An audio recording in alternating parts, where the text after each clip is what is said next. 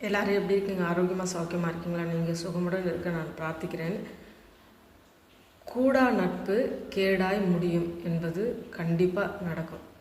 சேரக்கூடாதவங்க கூட சேரும்போது தேவையில்லாத காரியங்களில் மாட்டிட்டு முழிப்போம்.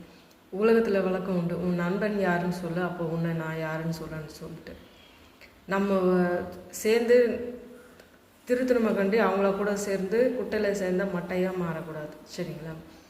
அப்புறம் அநியாயமாக சம்பாரித்தா கண்டிப்பாக என்றைக்குனாலும் ஒரு நாள் வந்து நியாயஸ்தானத்தில் நிற்கும். அது நிச்சயம். அது நாம் தான் ஒவ்வொன்றுத்துலேயும் ஜாக்கிரதையாக செயல்படணும். நண்பர்களை கரெக்டாக தேர்ந்தெடுக்கணும். அது யாராக இருந்தாலுமே, பெண்களாக இருந்தாலுமே, ஆண்களாக இருந்தாலுமே, பிள்ளைகளாக இருந்தாலுமே நண்பர்களை கரெக்டாக தேர்ந்தெடுங்க. அதுதான் நல்லது. நண்பர்களை பிரியப்படுத்த நீங்கள் போய் வலையில் கண்டிப்பாக மாட்டிக்காதீங்க. அது ரொம்ப மோசமானதாக போய் விட்டுரு.